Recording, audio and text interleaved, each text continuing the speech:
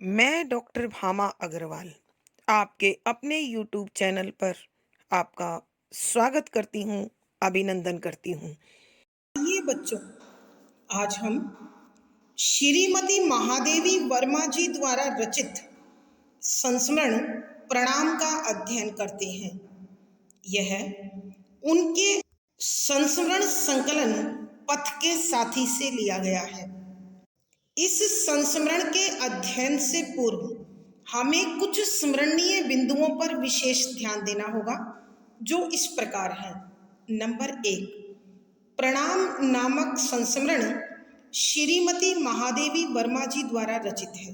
Number 2, संस्मरण प्रणाम पथ के साथी नामक पुस्तक से लिया गया है। नंबर 3, यह संस्मरण एशिया के प्रथम नोबेल पुरस्कार विजेता गुरुदेव रविंद्रनाथ टैगोर को एक भावपूर्ण श्रद्धांजलि है। नंबर 4, लेखिका का मानना है कि कविंद्र रविंद्र का साहित्य जितना उच्च कोटि का है, उनका व्यक्तित्व भी उतना ही भव्य है। नंबर 5, गुरुदेव का सौम्य चेहरा चांदी से चमकते उजले बालों से घिरा हुआ था। उनकी उजली भ्रुकुटियों में गहरी आंखें और गिरती उठती पलकें मानो हर रहस्य का नापतोल करती हों। सुडौल नासिका मानव होने के गर्व का सूचक हो। उनके होठों पर हमेशा बनी रहने वाली जादुई हंसी सबको अपने आकर्षण में बांध लेती थी तथा अतिथियों से स्नेहिल व्यवहार उन्हें विराट व्यक्तित्व का धनी बनाते हैं। नंबर 6, लेखिका का मानना है कि वे गुरुदेव से 3 बार मिली हैं। नंबर 7, लेखिका अपने अध्ययन काल के समय पहली बार उनसे गद्यात्मक रूप से मिली। नंबर 7, यह मिलन हिमालय क्षेत्र पर स्थित रामगढ़ के पर्वत की ढाल पर कई एकड़ में बने छोटे से बंगले में उनके द्वारा प्रयोग की गई अलमारी की दराजों में रखे कागजों के माध्यम से हुआ। नंबर 9, वे इस बंगले में अपनी बीमार बेटी की देखभाल के लिए रहे थे। उसकी मृत्यु के बाद वे कभी यहाँ वापस नहीं आए। नंबर 10, यह बंगला किसी अंग्रेज ने अपने विश्राम के लिए ले लिया था और उसी ने लेखिका को बड़े शिष्टाचार पूर्वक यह भीतर बाहर से अच्छी तरह दिखाया। नंबर 11, यहाँ अड़ोस पड़ोस से रविंद्र के महामानव होने के गुणों का लेखिका को पहली बार पता चला।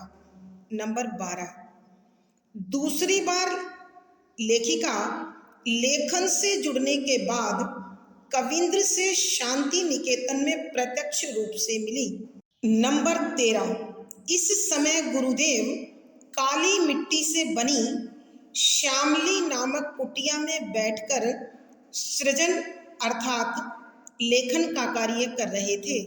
नंबर 14, तीसरी बार लेखिका ने वृद्ध गुरुदेव को कोलकाता के रंगमंच पर सूत्रधार की भूमिका में देखा।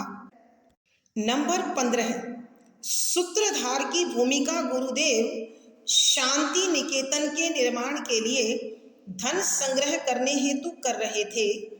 एक महामानव का यह आर्थिक अभाव लेखिका के मन को टीस से भर गया। नंबर 16, गुरुदेव अभाव के प्रभाव से सदैव मुक्त रहकर प्रसन्न चित्त व लक्ष्य पर अडिग रहे। नंबर 17, गुरुदेव की दृष्टि में कोई क्षुद्र, अपवित्र, हीन और त्याज्य नहीं था। वे इनमें भी महामानव गढ़ने की क्षमता रखते थे। नंबर 18, उनका साहित्य अत्यंत व्यापक स्तर पर है। बेशक उनके द्वारा लिए विषयों पर पहले कार्य हो चुका था, मगर ये विषय नवीनता लिए हुए अर्थात नए भाव नई दृष्टि से रचे गए थे। नंबर 19, लेखिका का मानना है कि छायावादी साहित्य का जन्म और विकास उनकी छत्र छाया में हुआ। उनके महाप्रयाण अर्थात मृत्यु के साथ ही छायावाद का समापन हो गया। नंबर 20, कोलकाता से एक परिचित ने लेखिका को गुरुदेव की अस्थियों की थोड़ी सी राख लाकर दी, जिसे पाकर उनकी प्रार्थना में शांति निकेतन सजीव हो गया।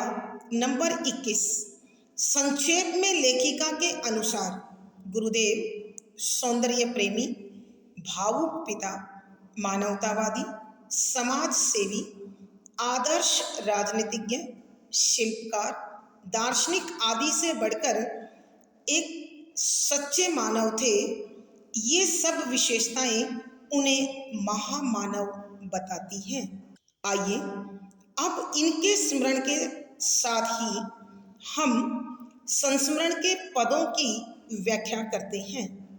पद संख्या 7, प्रत्येक बार पलकों का गिरना उठना मानो हामी को तोलने का क्रम था।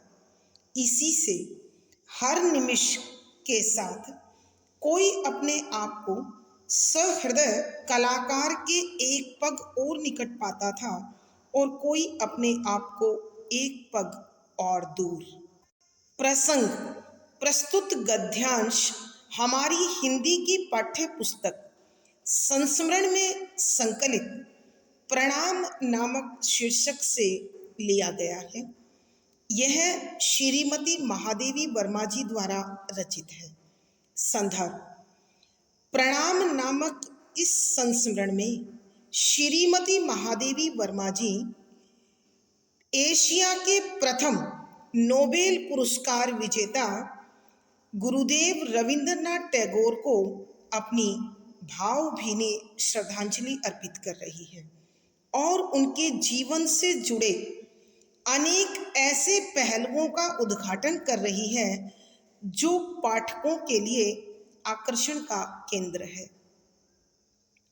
यहाँ गुरुदेव के बाह्य व्यक्तित्व और उनके आंतरिक व्यक्तित्व का चित्रण करते हुए लेखिका लिखती है कि व्याख्या शब्दों के अर्थ साथ साथ प्रत्येक, हर, बार, दफा, पलकों, आंखों की पलकों, का, गिरना उठना, झपकना, नीचे आना, ऊपर जाना, झपकना जिसको हम बोलते हैं, मानो ऐसा प्रतीत होता था हमी यानी अतिथि को तोलने, जांचने, का क्रम, सिलसिला, तरीका था कि यहाँ लेखिका महादेवी वर्मा जी गुरुदेव का अपने अतिथियों से मिलते समय उनको बड़ी बारीकी से देखना, उनकी झपकती पलकों को देखकर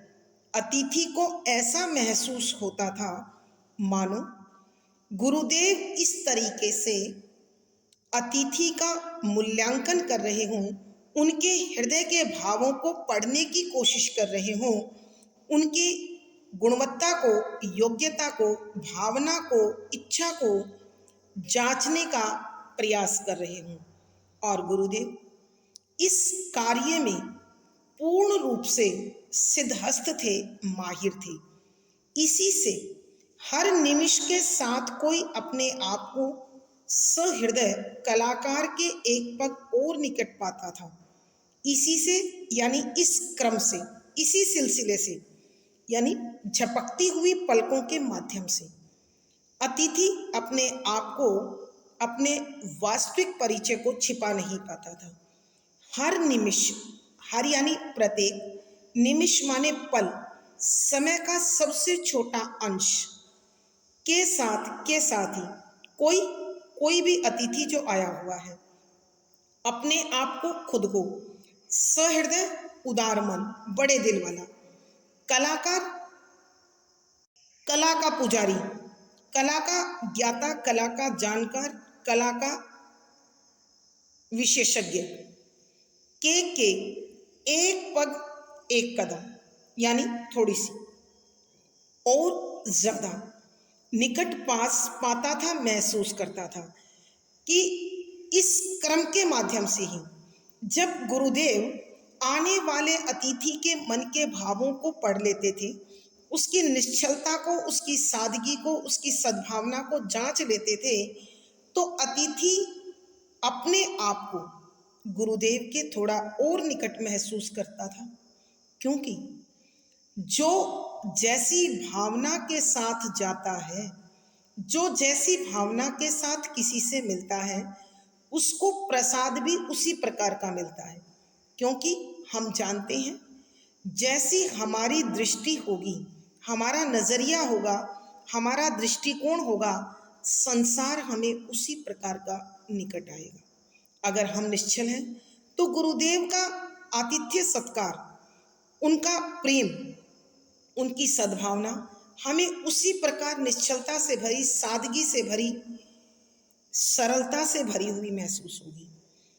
और कोई अपने आप को एक पग और दूर, और तथा कोई अतिथि अपने आप को, खुद को एक पग एक कदम और ज्यादा दूर परे, कि कोई जो आदमी छलकपट से भरा होता था, जिसके व्यवहार में कृत्रिमता होती थी, बनावटीपन होता था, गुरुदेव उसे तुरंत पकड़ लेते थे और उनका व्यवहार उसके प्रति उसी प्रकार का, अर्थात बनावटी होता, कृत्रिम होता, अथवा गुरुदेव अपने तरीके से उसकी भावना को पढ़कर उसी के अनुरूप व्यवहार करते थे। अतः जो सरल नहीं है, निश्चल नहीं है, तरल नहीं है, सादगी भरा नहीं है, वो अपने आप को गुरुदेव से कुछ दूर महसूस करता था, परे महसूस करता था। आइए बच्चों, हम एक बार फिर इस पद की व्याख्या करते हैं।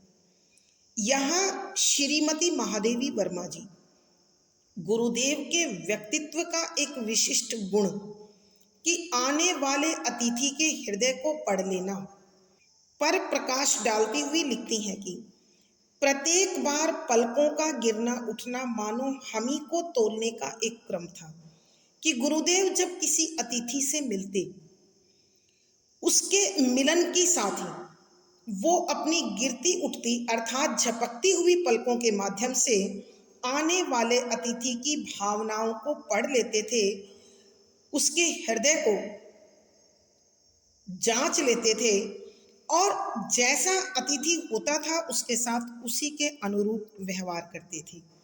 इसी कारण इसी से हर निमिष के साथ कोई अपने आप को सहृदय कलाकार के एक पग और निकट पाता था और कोई अपने आप को एक पग और दूर। कि इसी तरीके से गुरुदेव जब अतिथि के मनोभावों को पढ़ लेते, उनकी भावना को जान लेते, तो उसी के अनुरूप व्यवहार करते। इस सिलसिले के कारण हर पल जो निश्चल, सरल, तरल, सादगी भरा अतिथि होता, वो गुरुदेव के उस प्रेम भरे, स्नेह भरे भावों से सींचा जाता और अपने आप को गुरुदेव के और थोड़ा निकट महसूस करता, अर्थात उनमें निकटता के भाव का जन्म होता और भावनाएं जुड़ने के कारण परस्पर आपस में समीपता का भाव आ जाता। और यदि कोई व्यक्ति छल से भरा होता, कपट से भरा होता, कृत्रिम व्यवहार से भरा होता, तो गुरुदेव उसे झट पहचान लेते और वह उनके उस पहचान के कारण खुद ब खुद अपने आप को उनसे थोड़ा दूर, परे महसूस करता, अर्थात वो फासला भावों के न मिलने के कारण अपने आप बन जाता। भावार्थ, यहाँ लेखिका के कहने का अभिप्राय यह है कि यह संसार इस सिद्धांत पर चलता है, जैसी दृष्टि वैसी सृष्टि, कि यदि देखने वाला जिस भावना के साथ संसार को देखेगा, पढ़ेगा, महसूस करेगा, संसार से भी प्रतिदान उसको उसी प्रकार का मिलेगा। विशेष यहाँ लेखिका ने गुरुदेव के विशिष्ट गुण कि अतिथि की भावनाओं को तुरंत पढ़ लेना का उद्घाटन किया है। शुद्ध साहित्यिक कड़ी बोली का प्रयोग है। तत्सम प्रधान शब्दावली का प्रयोग हुआ है। शांत रस प्रसाद गुण है। यहाँ वर्णात्मक और चित्रात्मक शैली का निर्वाह हुआ है। पद संख्या 8 क भाग उस व्यक्तित्व की अनेक शाखाओं उपशाखाओं में फैली हुई विशालता सामर्थ्य में और अधिक सघन होकर किसी को उद्धत होने का अवकाश नहीं देती। उसकी सहज स्वीकृति किसी को उदासीन रहने का अधिकार नहीं सौंपती और उसकी रहस्यमयी स्पष्टता किसी को कृत्रिम बंधनों से नहीं घेरती। प्रसंग पूर्ववत संदर्भ यहाँ लेखिका श्रीमती महादेवी वर्मा जी गुरुदेव रविंद्रनाथ के व्यवहार के उस पक्ष का उद्घाटन कर रही है जिसके अंतर्गत वह अपने अतिथि को हमेशा सहेजकर संभालकर भावना के साथ विकसित होने का खिलने का मौका देते थे। इन्हीं भावों को स्पष्ट करते हुए लेखिका लिखती है कि व्याख्या शब्दों के अर्थ साथ साथ उस व्यक्तित्व की अर्थात गुरुदेव की अनेक बहुत सारी शाखाएं टहनियाँ उप शाखाएं होती हैं टहनियों से निकली हुई टहनियाँ अर्थात यहाँ लेखिका बताना चाहती है कि गुरुदेव के अनेक विषयों का ज्ञान अनेक विषयों की जानकारी। आप बच्चों जानते हो कि गुरुदेव कोई सामान्य व्यक्तित्व नहीं थे। बहुत सारी भाषाएं और बहुत सारे विषयों का उन्हें पर्याप्त मात्रा में ज्ञान था। यही कारण था कि देश विदेश में उनका बहुत अधिक सम्मान था। में फैली हुई विशालता की फैली हुई अर्थात समाई हुई विशालता बड़प्पन। यहाँ लेखिका श्रीमती महादेवी वर्मा जी गुरुदेव रविंद्रनाथ टैगोर के विशाल और भव्य व्यक्तित्व पर प्रकाश डालते हुए लिखती हैं कि उस व्यक्तित्व की अनेक शाखाओं उपशाखाओं में फैली हुई विशालता कि गुरुदेव रविंद्रनाथ टैगोर का जो विशाल व्यक्तित्व था, जो महान व्यक्तित्व था, जो महान व्यक्ति रूप था, उसमें उनकी अनेक शाखाएं और उपशाखाएं निकली हुई थी।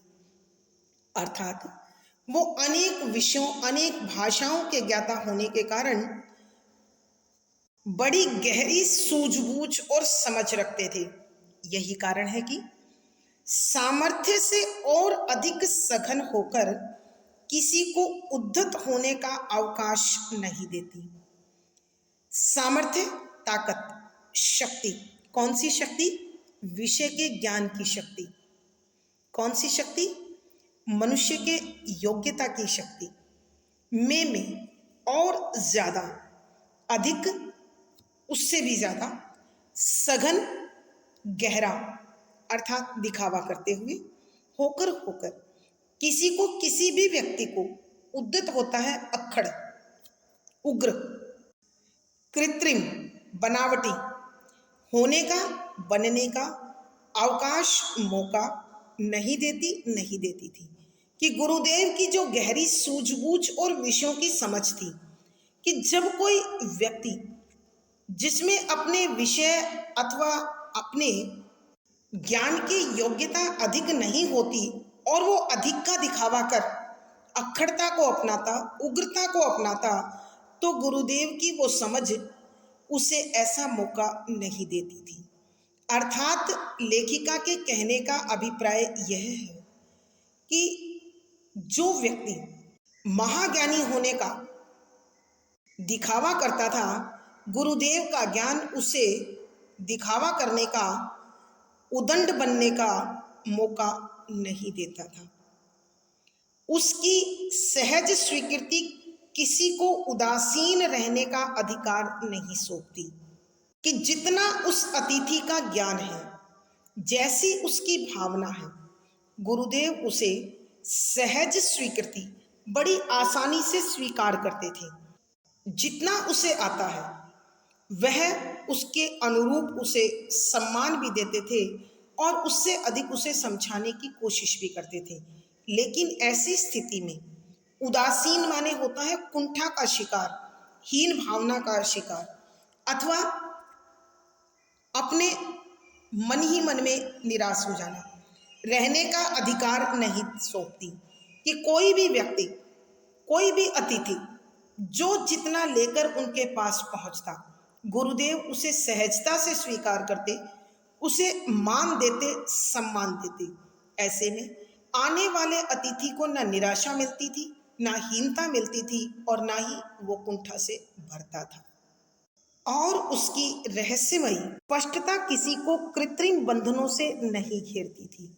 और कोई अतिथि, उसकी अतिथि की रहस्यमयी भेद भरी स्पष्टता, बात को कहना या स्पष्ट करना किसी को भी कृत्रिम बनावटी बंधनों, रिश्तों अथवा दिखावों में नहीं घेरती थी, उसे घिरने नहीं देती थी।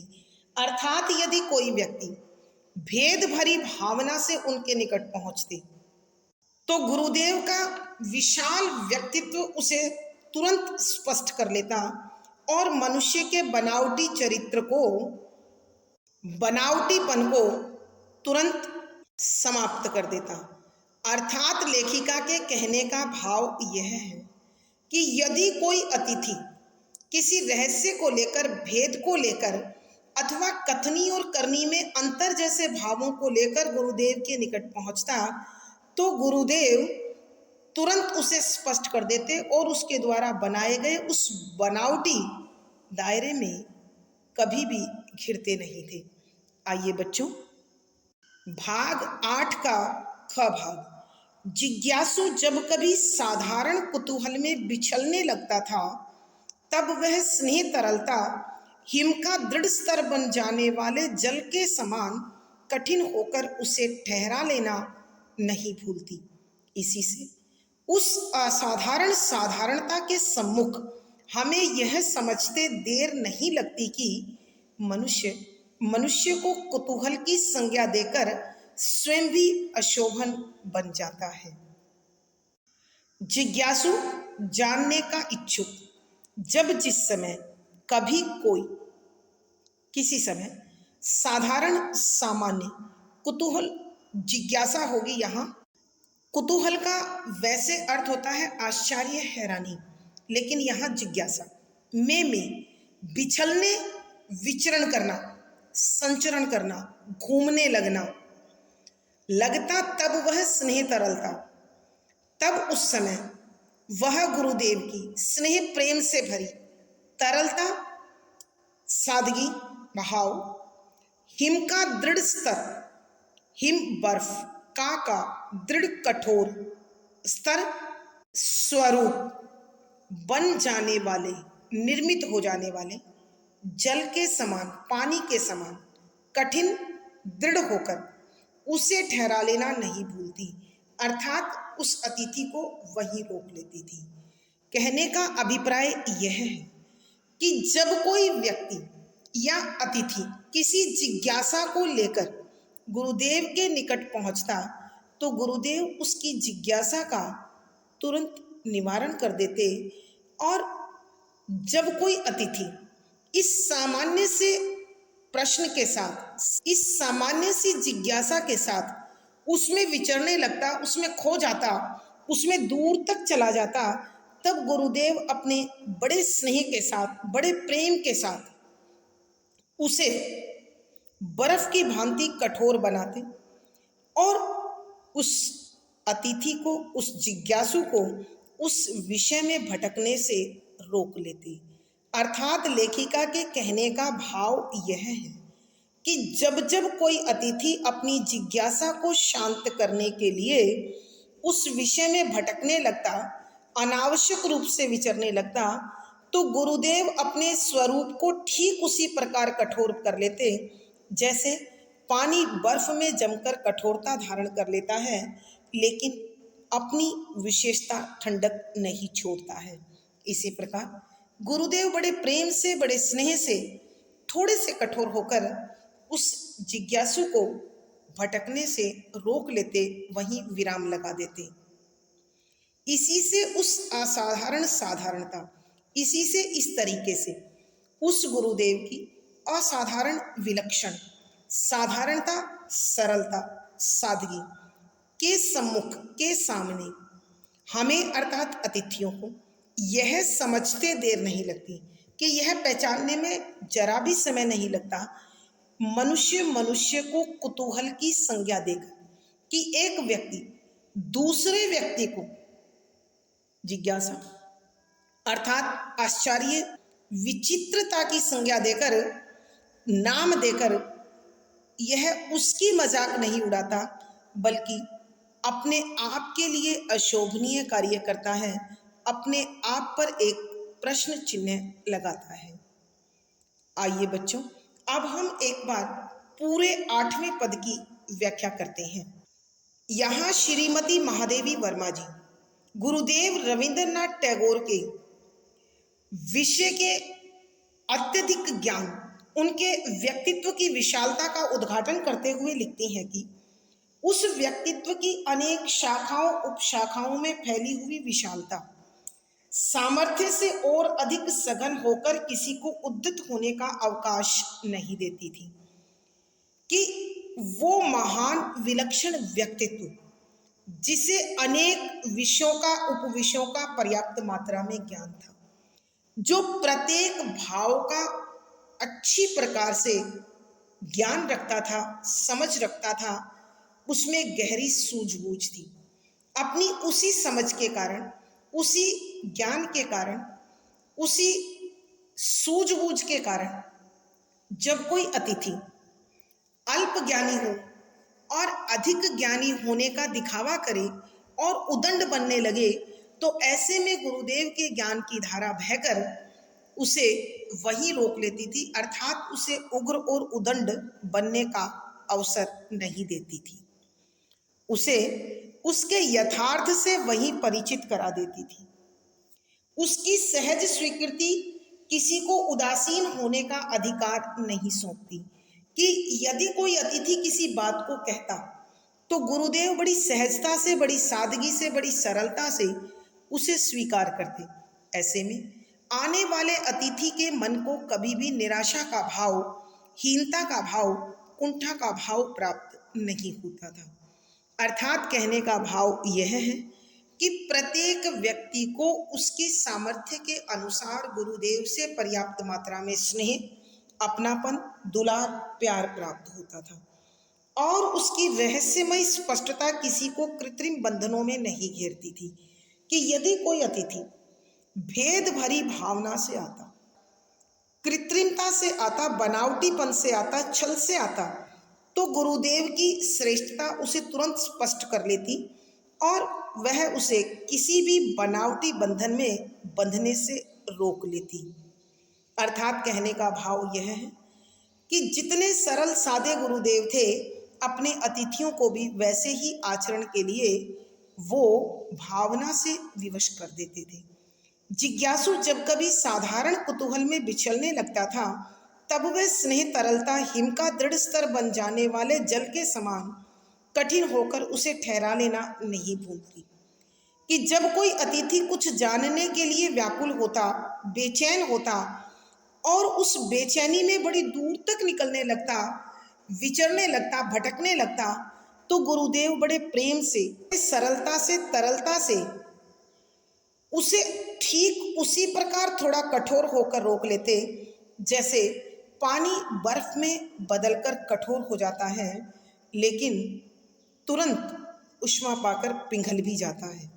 अर्थात कहने का अभिप्राय यह है कि गुरुदेव अपने भटकते हुए जिज्ञासु को थोड़ी दृढ़ता से, मजबूती से रोक लेते और फिर उसी स्नेह से उसकी जिज्ञासा को शांत करते। इसी से उस असाधारण साधारणता के सम्मुख हमें यह समझते देर नहीं लगती कि मनुष्य मनुष्य को कुतूहल की संज्ञा देकर स्वयं भी अशोभन बन जाता है, कि जब हम उस विलक्षण व्यक्तित्व के सामने उसकी सादगी के समक्ष, उसकी सामान्यता के समक्ष, उसकी सरलता के समक्ष जाते तो तुरंत अतिथि अथवा अन्य कोई भी दर्शक आसानी से यह बात समझ लेता कि जो मनुष्य दूसरे मनुष्यों के लिए विचित्र शब्द का इस्तेमाल करता है, उसे अनुचित नाम देकर उसका मजाक उड़ाता है, यह उस व्यक्ति के लिए नहीं बल्कि बोलने वाले व्यक्ति के लिए ही बुराई थी, उसके लिए उचित कार्य नहीं था।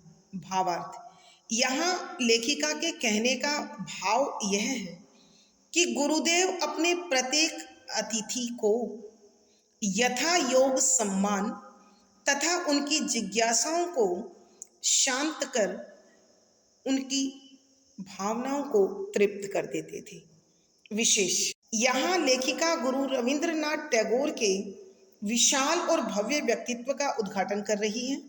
शुद्ध साहित्यिक खड़ी बोली का प्रयोग है। तत्सम प्रधान शब्दावली का बड़ी सुंदर भावना के साथ प्रयोग हुआ है। वाक्य संरचना विषय के अनुकूल है। शांत रस प्रसाद गुण है। वर्णात्मक और चित्रात्मक शैली का प्रयोग किया गया है। पद संख्या 9, प्रशांत चेतना के बंधन के समान मुख पर बिखरी रेखाओं के बीच उठी हुई सुडौल नासिका को गर्व के प्रमाण पत्र के अतिरिक्त कौन सा नाम दिया जावे, पर वह गर्व मानो मनुष्य होने का गर्व था, इतर अहंकार नहीं। इसी से उसके सामने मनुष्य के नाते प्रसन्नता का अनुभव करता था, स्पर्धा या ईर्ष्या का नहीं।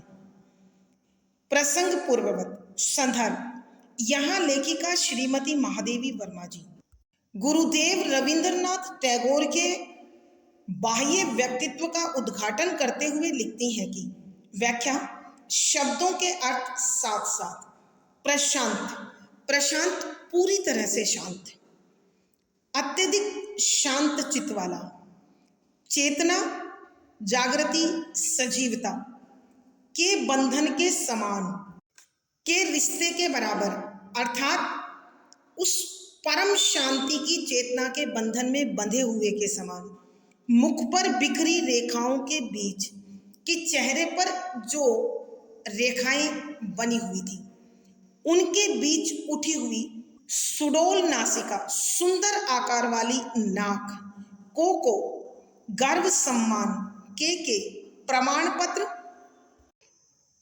पत्र के अतिरिक्त के अलावा कौन सा नाम दिया जाए, कि उसे और क्या कहा जाए। अर्थात लेखिका श्रीमती महादेवी वर्मा जी कहती हैं कि उनके चेहरे पर जो रेखाएं बनी हुई थी, उन रेखाओं में ऐसा प्रतीत होता था कि वह परम शांति, वह चीर शांति बंधी हुई है, जो एक व्यक्तित्व को स्थिरता प्रदान करती है, महानता प्रदान करती है, भव्यता प्रदान करती है। और उन रेखाओं के बीच जो सुंदर आकर्षक नाक थी, उस नाक की बनावट, उस नाक की ऊंचाई ऐसी लगती थी मानो वह उनके मानव होने के गर्व का, सम्मान का प्रमाण पत्र हो, पर वह गर्व मानो मनुष्य होने का गर्व था, इतर अहंकार नहीं। कि उनका वह गर्व ऐसा प्रतीत होता था मानो उनकी मनुष्यता, उनकी इंसानियत के भावों से भरा हुआ हो। उसमें अहंकार, उसमें घमंड देखने को भी नहीं था। इसी से उसके सामने मनुष्य, कि यही कारण था कि जब भी कोई सामान्य मनुष्य भी उनके समक्ष आता तो वह प्रसन्नता का अनुभव करता था, स्पर्धा या ईर्ष्या का नहीं।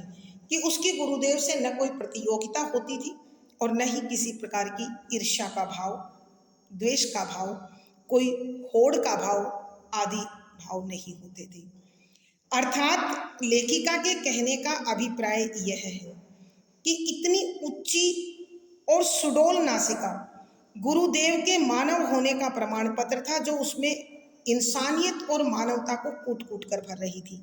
इस महान लेखक में, इस महान व्यक्तित्व में अहंकार लेश मात्र भी नहीं था। और जब भी कोई अतिथि अथवा कोई मनुष्य उनके समक्ष उपस्थित होता तो वह हमेशा उनसे मिलकर प्रसन्नता का अनुभव करता, आनंद का अनुभव करता, खुशी का अनुभव करता। उसकी न गुरुदेव से किसी प्रकार की होड़ होती और न ही वहाँ किसी प्रकार के नफरत का भाव मिलता। भावार्थ, यहाँ लेखिका के कहने का भाव यह है कि गुरुदेव एक ऐसा पूर्ण और शांत व्यक्तित्व थे जिसके समक्ष पहुंचते ही अतिथि भी अपने आप को पूर्ण और शांत समझता था, चीर आनंद महसूस करता था। विशेष यहाँ गुरुदेव के व्यक्तित्व की भव्यता का अवलोकन है, दर्शन है। शुद्ध साहित्यिक खड़ी बोली का प्रयोग है। तत्सम शब्दावली ने सौंदर्य बढ़ा दिया है। शांतरस प्रसाद गुण है। यहाँ वर्णात्मक चित्रात्मक शैली का प्रयोग हुआ है। आज की कक्षा में प्यारे बच्चों इतना ही। अगली वीडियो में फिर मुलाकात होगी। पिछली वीडियो का लिंक डिस्क्रिप्शन बॉक्स में मिल जाएगा। आशा है पढ़ा गया विषय आपको समझ में आया होगा। अपने भाव व विचार कमेंट बॉक्स में लिखें। वीडियो को लाइक करें, शेयर करें और चैनल सब्सक्राइब करें। आपका दिन और जीवन मंगलमय हो, इसी शुभकामना के साथ आभार, धन्यवाद।